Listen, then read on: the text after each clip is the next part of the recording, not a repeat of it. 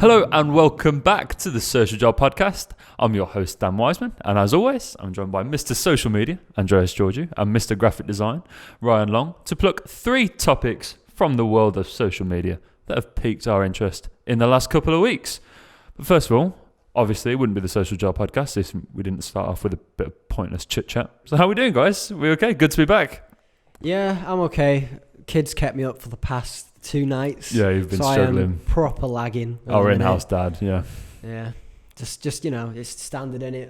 Dads have got to complain at some point. You've been trying some covert Calpol in the milk. Your daughter's not been too well. That's pretty close. You know, for any dads that are listening, I suppose we can have a little section at the start of the pod where Ryan just offers some fatherly advice to other dads out Fatherly advice of the week. The father section, here we go. 17 months, they have a sleep regression. If you want to get past it, slip them a bit of Calpol into the milk at night. Is that legal? I'm just checking. It is. Yeah, okay. And it's not because of the sleep regression. She's got a nasty cough. Oh, bless you, man. And it's been causing some difficulty, but we're very glad to have you at the peak of your powers today, Ryan. He's really not selling being a dad to me. Like, every day it comes in, there's something else that's happened. Yeah. Well, if we do enough episodes of this pod, by the time that we get around to it, we'll be so well informed. We'll be able to absolutely no problems whatsoever. Yeah. We'll have this much advice from We'll be pros. Yeah. Well, as I said, mate, glad to have you here because we've got 3 topics today. Quite a broad range, to say the least, but some that one of them, which we'll get the ball rolling with here, is the Facebook files, which is probably the biggest social media story, definitely of the week, if not the month. It's pretty big, and the problem is because it's from the Wall Street Journal, have sort of uncovered a load of documents which have just sort of found that Facebook aren't being very good, really. It's behind a paywall, so a lot of people are unable to see what's going on in the Wall Street Journal because it's a platform that you have to subscribe to, have to read the news upon. So we're here on the Social Job Podcast. They're going to break it down for you. The Wall Street Journal have found, and this is a quote, that Facebook knows in acute detail that its platforms are riddled with flaws that cause harm, often in ways that the company fully understands. Now, as the owner of a company yourself, Mr. Andreas Georgiou, that's not good for, I guess, a major institution to publish about your company, is it? So they've found 5 main findings from the report, and Facebook have been approached for a comment on each of the 5 findings, so they're fully aware of the documents. And generally, it's not good reading if you're Mark Zuckerberg, is it? Yeah, well, obviously Mark Zuckerberg's already aware of all the shortfalls, and that's mainly what the Facebook files, is all about, is the fact that Facebook high-ups are aware of all these shortfalls. Have been alerted by members of the team, by parts of the the technical team, the data team, that there are these issues, which we'll get onto in a second, the main issues with it. But yeah, it's an indictment to Facebook, who have always been in a bit of hot bother, really. If we especially talk about the last few years, Zucks. He's been getting it on left nickname and right. Basis, are you? Yeah. Me and Zucks go way back. But he's been questioned a lot in terms of his integrity. We had the big issues related to the Trump campaign and various political marketing and advertising on Facebook. So the fact that this would leak out through various people within the company and the Wall Street Journal would write such a high-level expose on it really doesn't spell good news for Facebook. No, absolutely. And I think what's perhaps most concerning is that elements of the Facebook files have now spilled over to Instagram. So it's their sister platform as well, that they're now starting to experience some pretty high-profile issues with as well. But we'll just run you through the 5 major findings. We would literally be here for hours if we went into detail on each one. So we'll spare you the blushes, but we'll run through each 5. So the finding 1 is that Facebook says that there are rules which apply to all users on the platforms. However, company documents have revealed that there's a secret elite of online VIPs that are exempt from those rules. Finding 2 is that Facebook knows that Instagram is toxic for many teen girls, but the company have been aware of this for a long time and have sort of refused to act upon it. The finding, which I think perhaps is the most alarming, is that Facebook employees have flagged drug cartels, human traffickers, organ sales, pornography and stuff like that on the platform to high-ranking Facebook officials who have, again, basically just done nothing about it.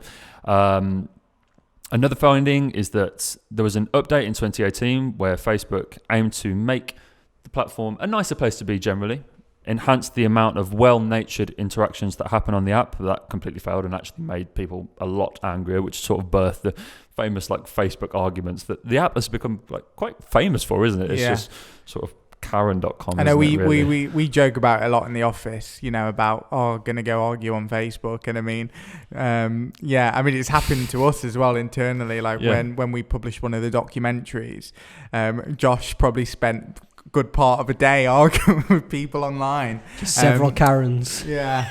So it's that one's a big issue. I've got a few stats to back that up, but I'll let you finish running through that. Not one, that you're Dan. excited about those stats, are you? Yeah. And then the last one is that Mark Zuckerberg saw the COVID vaccine rollout process as a real way to sort of promote that his platform is a real do-gooder for society, and it basically just went tits up. And it just showed that Facebook, I mean, despite Mark Zuckerberg being the owner and ultimately the controller of that platform, has very little control over his platform, as activists use Facebook's own algorithm and tools to cast doubts over the severity of the pandemic and the safety of vaccines. So guys, I'll hand it over to you. Where do you want to start? Yeah, where do we start? I mean, I was reading on The Verge that since 2016, Facebook have invested $13 billion into safety and security on their platform. And the fact that the Facebook files would come out and basically say that no matter how much money they've spent, safety isn't really that paramount. And as you said, like the algorithm thing in particular is a big issue, because what Facebook did was they had a policy change in terms of their algorithm, which would allocate points to what happens on a post. So like you said, they wanted more family-friendly, friends and family conversations to happen on Facebook, because they were worried that people weren't going to be using Facebook as much. There weren't that many engaging conversations going down on Facebook. So what they did was they allocated points. So if you get likes, it would equal so many points. If you got comments on your post, it would equal so many points.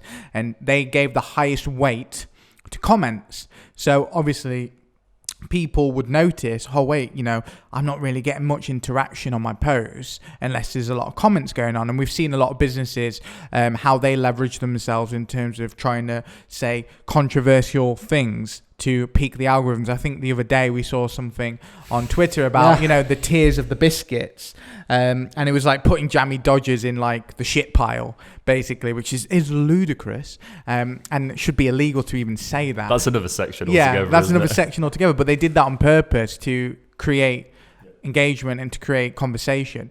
And the problem with Facebook, which it has been, is that those comments, to trigger that, people have been saying really, really controversial things. And the problem with that, which has been, is now if there's a conversation happening, let's say it's related to COVID conspiracy, and you as a person never really engage with that, but because of the algorithm, that's going to appear on your feed if there's 1,000 comments. Now you've actually been opened up to that world, and it actually is dangerous, because it means that as individuals, we could become more impressionable to either crazy theories or, outlandish ideas. Like, for example, in America, 41% of comments on COVID vaccination-related posts actually risked the potential of actually somebody becoming an anti-vaxxer, or somebody, pushing somebody not to have a vaccination, which is so dangerous, especially when in America, 70% of people reportally get their news from Facebook.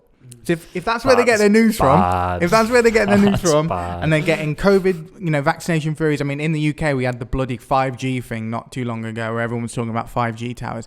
It's so dangerous. And the fact that they would change the algorithm to try and help, get better conversation, and it's done the opposite. Like you said, it's made people more angry. What? Yeah, would you not fix that? Well, apparently not.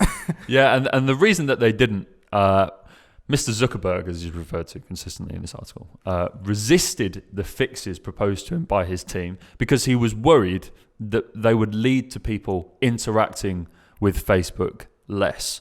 So that's his reasoning. And as I said, Facebook have been approached for a comment on each of the 5 sort of findings, and Facebook in response says that any algorithm can promote objectionable or harmful content, and the company is doing its best to mitigate the problem. I just don't think that's true, really. But I mean, that's well, if they've that's another invested issue altogether. If they've invested that much money into like investigating and like figuring out the security issues, and nothing has come of it, like it just sounds to me like they're not really actually getting to the issue. Well, that's the very base of the problem, is that the amount of times that Facebook employees are going to their superiors and saying, hey, like, you know, these people in Ethiopia are selling like organs, we should really do something about this, and their bosses are like, is this going to lose us users? I don't think that's a problem, you see. And so this is basically the premise of the Facebook files. But they're using Facebook. Yeah, but there you go. So, if they were doing it on Twitter, we could definitely do something, but they're on Facebook, so... But you joke, but that's genuinely like... That's what their checklist is. That's the issue here. Absolutely. And like, that's why we see the dangers of like, you know, predatory sting groups who take things into their own hands and try and set up child predators themselves by, you know, acting as, you know, as minors. Taking things into their own hands because, you know, Facebook don't do anything and the police won't do anything unless you've got evidence against the person. You know, that it just really creates this toxic, dangerous environment. And Facebook is, over the, you know, the last several years, has really started to fall into this trap. And it is, look, it's so alarming that, especially with this expose from the Wall Street Journal, that, you know, they were aware of everything, you know, the Instagram issue as well, related to teenage girls who are, you know, potentially open to getting, you know, body dysmorphia, mental health issues because, you know, this whole Instagram model culture, which really consumes the brand. Like, you know, it's true. It's real. You know, you only have to look at the fact, like, you know, Molly May, former Love Island contestant, you know, now she's a part owner, I believe, of Pretty Little Thing. And, you know, her entire identity, that's not fair to say, but the majority of her brand is related to what she posts on Instagram and what she posts on social media. And, you know, impressionable young girls are impressionable. You know, that's the thing. You know, if you're going to just see bikini pictures all day and say, oh, why isn't my body like that? So dangerous. So dangerous. Absolutely. In defense of Facebook, and possibly Instagram, how much of this is actually out of Zuckerberg's hands? Do you know what I mean? Like, he could quite as easily say, well, this is just people doing what people do. How can I monitor this? Well, Mr. Ryan, I have the very answer to that question. So researchers for a long time have been studying the negative effects of Instagram. It's something that we've been knowing for a long time, and there have been several studies which have been published into not only the negative effects of Instagram, particularly for young girls, that are heightened more so than on any other social media platform. These have been published to Facebook themselves, who have not only denied the findings, but have made the findings unavailable when requested by lawmakers and academics who have requested to access the findings. Facebook have denied them access. And Facebook have actually played down the app's negative effects since receiving those reports, including in public address to Congress. Wow. So this is what I mean, in that it goes quite deep, the deceit. And I suppose the question to sort of move away from just sort of slating Facebook is, how do they brush this off? And I mean, I'm not to say that this definitely won't be the end of Facebook. Such is the nature of this social media behemoth that no doubt that this will end up, unfortunately, being water off a duck's back, and Facebook will continue on as they have done for many years, I suppose. But it's quite alarming that we're seeing the extent to which that this is a problem, and you hope that perhaps this expose is enough, given that they've made so many statements in response that say, yeah, we're aiming to mitigate this, we're working on this problem, we're aware of it, that hopefully this is the end of it now, and we can start seeing some positive action on some pretty terrible things that Facebook have been letting slide. Well, that's the whole point of an expose. It's to cause change. And, as you said, they've responded to a lot of these points and said, either we weren't aware of this or we are aware of this, and, we have been trying to fix it. But now it's out there in the public and they will be publicly scrutinized. There may even be some court cases around it. They have to change. They have to fix things. They have to improve. Because whereas before, when you just internally, if there's issues, then realistically, as long as that's kept private, just carry on doing what you're doing. But it's out there now, and everybody knows. And I think realistically, Facebook have to do something. I don't think every single one of those points will be addressed, but they need to do things to protect people's privacy and to make sure that the app ultimately is a safe place to be. Publicly as well, I think it's important that they make a big deal of stemming this tide. Don't you think, Ryan? I think that the only direction they can go in is to change, but it's just a case of how quickly that change will take place. Absolutely. They could drag their heels on this like they have done and get away with it. Yeah. But would have got away with it, one for those meddling kids. Absolutely. So guys, as I said, unfortunately the Facebook files are behind a paywall on the Wall Street Journal, but hopefully this has been a good insight into exactly what you can expect from the Facebook files. It'll be interesting to see how Facebook respond to this criticism publicly and what changes they make to the platform in the coming months. Definitely. It's like the X-Files, isn't it? Exactly that. But just exactly way worse. Would you rather have aliens or data breaches? I mean, would you rather? I don't think Zuckerberg would do a lot about either. I mean, people think he's a lizard himself, don't they? That's the lizard king. Yeah. There are a lot of conspiracies about that. So, yeah, I mean, it's all going downhill over there at Facebook. So, guys, looking at the second topic this week, not a good week for social media on the whole.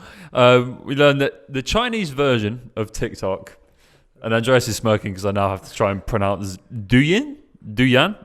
Let me know in the comments if I'm butchering that, but that is the name of the Chinese TikTok equivalent, and it's introducing a teenage mode that will limit the amount of time that children under the age of 14 can spend on the platform to just 40 minutes a day. It's also going to be unavailable to those users between 10 p.m. and 6 a.m. This comes basically in June. If we wind it back to June, China revised its minor protection law, which requires internet services providers, including social media apps, to set up, and I quote, corresponding functions such as time management, content restriction, and consumption limits for minors. And so we actually saw, you brought up a very good point, right?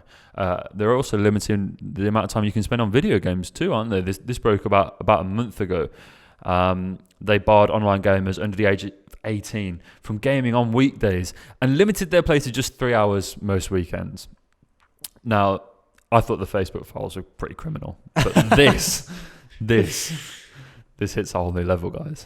Yeah, one of the things that I was most worried about that ByteDance announced with this is that for these teenage accounts, their way of verifying it is the kids have to put in, or the parents of the kids, their full information, like their real information, like full name, date of birth, everything like that. So, in the UK, we're quite lucky in terms of like the state doesn't enforce those kind of rulings, and it means that you can just set up, what was your name, Dragon Slayer 3000. You can just set up random account names. Yeah. And the fact that they have to put these real points of data in is actually quite scary, because it does mean that if they do go over this quota, there will be problems and there will be troubles. And it's just, obviously it's a bit difficult for us to comprehend because it's a very, very different culture and a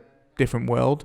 But yeah, the gaming issue followed by this now, it is very apparent that what China are doing to almost control and develop their youth in a way that benefits them, it's just abundantly clear. It's just, I find it, I don't think it's a bad thing limiting the time you spend on video games and even social media.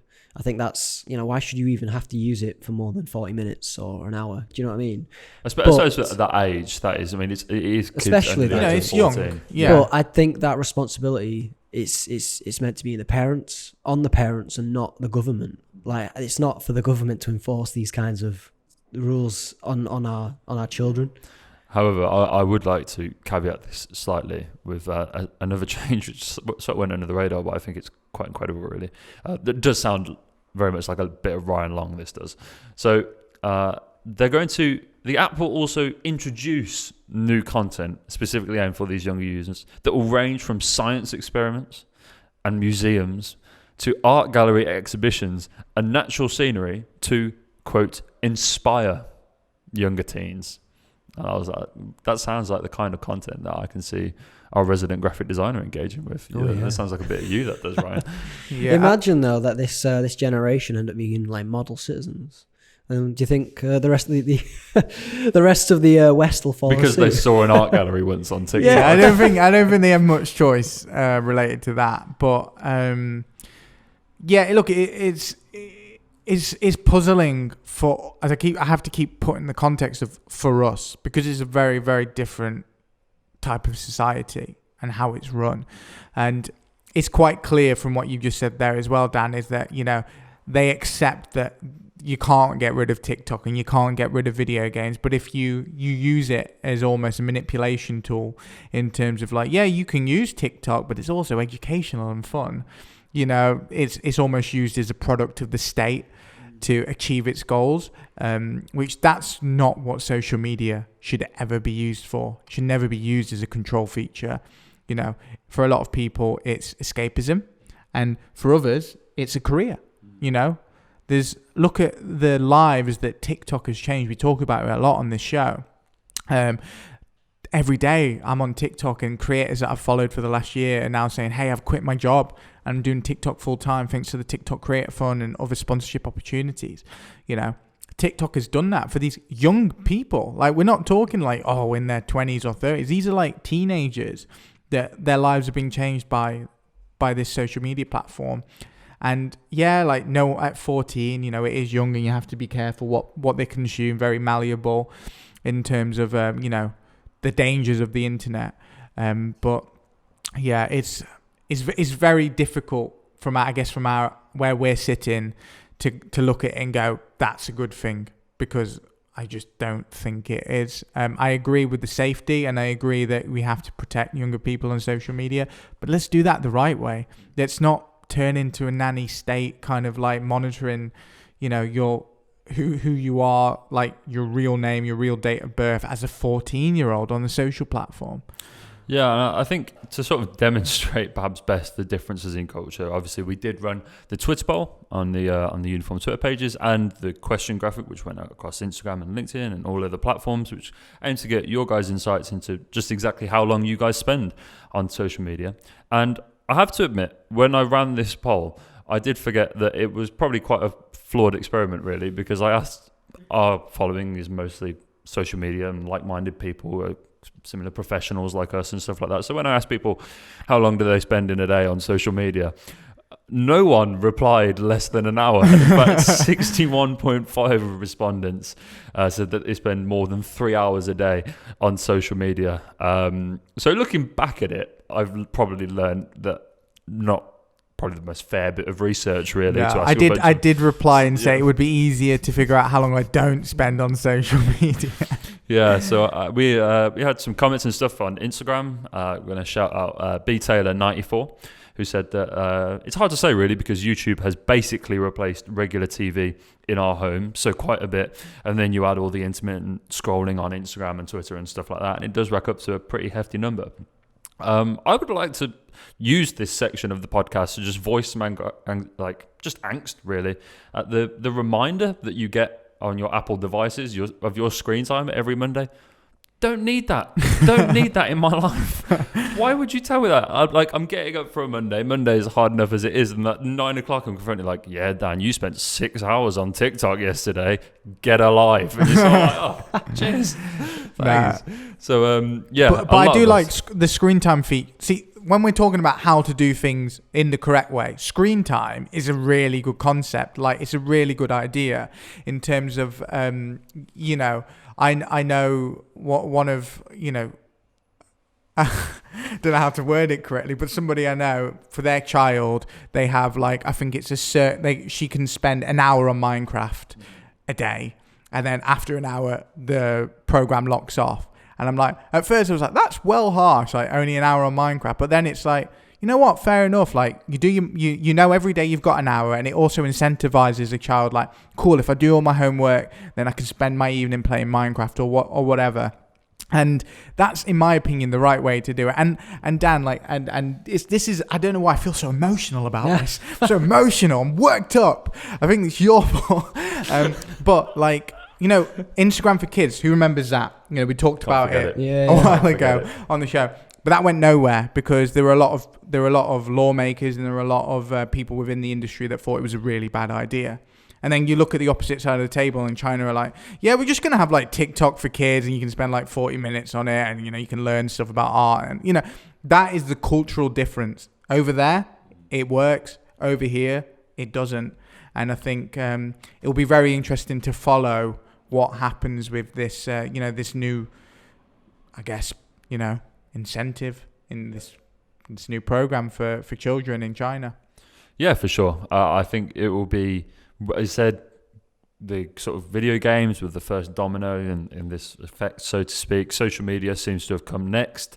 But it is only, as I understand, the Chinese, the Douyin, but their version of TikTok, as I understand it, for other social media platforms, they remain unscathed. But I imagine under that minor protection law, which I referenced earlier, that encourages social media platforms to take such action, that they won't be too far behind. I think it's just probably because the short form nature of the addictive content that the TikTok sort of brand embodies is sort of probably the first place to look. But yeah, I mean, pretty major news, guys. So it will be interesting to see not only how this sort of carries on in China, but the knock-on effects for elsewhere in the world, because that's going to be a lot of views and a lot of engagement, you imagine, for a lot of people that has been lost by, you know, just the younger audience getting 40 minutes a day. So it'd be interesting to see how that moves, I suppose, because it's a pretty major change. And as you said, it feels a bit sticky, doesn't it? So hopefully we see the benefits of this. But guys, I mean, as I said, a lot of cultural differences, so it is hard for us to speak on that, I guess. But I mean, as I said, we're very different here in this country. 61.5% spending 3 hours a day on social media. And as I said, I did feel a little bit bad that not one person replied saying, yeah, just under an hour. I keep it pretty casual. So next week, guys, I promise I will do a better job of ensuring a fair test on the Twitter poll. So keep an eye out for that. And yeah, hopefully I'll have some better results to bring to you next time around. So guys, the last topic you'll be pleased to hear is a lot more lighthearted, and we can have a bit of fun with this one. I'm actually going to start with a little anecdote. I'm going to take you guys on a trip down memory lane. I'm going to cast you back about 10 years. Yep. Yeah, you know, you're with your mates. You just got back from school, and you leave your Facebook open on your desktop computer, and one of your mates nudges the other and say, "Hey, Andreas has left his Facebook open. We can have some fun here." And you come back from getting them a drink or going to the toilet or whatever you might have been doing, and you come back and your Facebook profile is awash with status updates saying that I like poo, I like bums and stuff like that. Your mates are creasing in the corner because there were worse things than that, trust me. I imagine I have to be sort of relatively PG as host of this show, but it's happened to all of us. And a few days ago, it happened to Nintendo, who were hacked by Wario one Friday afternoon. And I think the best thing is that Nintendo really tried to push that they'd been hacked by Wario, when I imagine that their social manager walked into work one Friday afternoon and the boss was like, yeah, what are you doing this afternoon, Jeff? Are you busy? And I'm like, nah, I've got a bit of time. He's like, good, because I'm going to need you to be Wario for like 5 hours online, if that's okay. And so Wario hacked Nintendo's Twitter account, and it was really weird.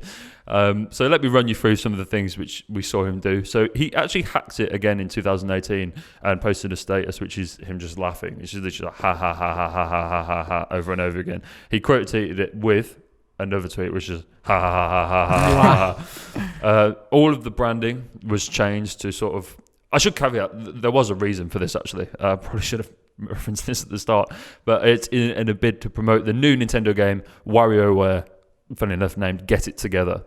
And so a load of the assets changed on their profile picture, their Twitter header all changed. I think we'll run that on screen at the moment. So you guys can see he posted a nice drawing of himself, which he did with the caption, "My stomach is so full of love, I might just fart." There was also a voice tweet when his takeover was done, announcing that Twitter stinks and he was going back to play WarioWare Get It Together. And my main takeaway from this is that you can actually see it's on Nintendo America. If you go back and look at these tweets, they were just a few days ago, so you don't have to scroll back too far in the feed. Now that the Nintendo branding has returned, these tweets look really out of place and quite funny. So I suppose that gave me some light enjoyment on this morning. But yeah, guys, it was quite interesting, really. And I suppose we have a little bit of fun with this, really, because as I said, the poor social media manager, that's a difficult gig, walking into work and they're like, yeah, you should be Wario online. Yeah, not even like a good Nintendo character. Yeah, you said you wanted to use this space as a medium to voice your dislike for Princess Peach. We just sort of had a rant about our least favourite Wario character. Yeah, I was just talking about our least favourite characters, full stop, from Nintendo. I'm sick of saving Princess Peach all the time. She doesn't want saving, does she? Clearly. No. Yeah, you'd feel like if you were her, you'd probably do something at this point, like, some sort of security at your castle. Yeah. Like Upgrades. Literally, it's something like that. But it doesn't happen.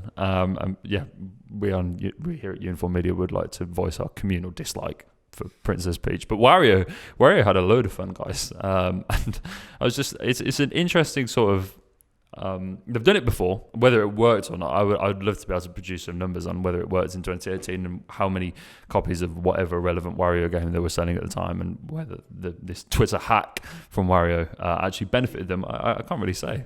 I mean, it's a cheap promotional tactic, isn't it? You don't really have to pay any money to go market. You're hoping that it's silly enough that it'll get picked up in some news websites. So it's technically free marketing, so I can understand why they've done it. But like you said, just came across looking a bit silly. So like a lot of the articles that have been written are like almost kind of calling Nintendo out for doing it and saying like, yeah, that's stupid. Again, because nobody likes Wario. Like, the Wario games are actually pretty cool, and they're actually some of the highest rated games in Nintendo's history. But as a character, no, he ain't the one. He ain't the one. It's so pointless. Like, you got it right with Mario and Luigi, legends of the game. Legends of the game. But Wario, what's the point in that? It's just like they're oversaturating. What about Waluigi? What is Wario? What are Wario and Waluigi? What, like, how? There's a Waluigi. They're like. No way. They're like. Aren't they from like the Shadow Realm? They're like the antithesis or is that of Mario and Luigi. They're the punk rockers. But you never fight the them. reprobates. I don't understand. If someone could enlighten me in the comments as to how exactly Wario and Waluigi came to be, I would be delighted, because in terms of their upbringing, I'm really upbringing. Probably you not do the right know? word. Sorry, Dad. Can I just remind you these are fictional characters. Not having it. Not having it. And this is again why I think it's almost a silly campaign, because it's like, oh no, a fictional character hacked our social media. Like, okay. I remember being, you might remember this, guys. I'm a Villa fan, obviously.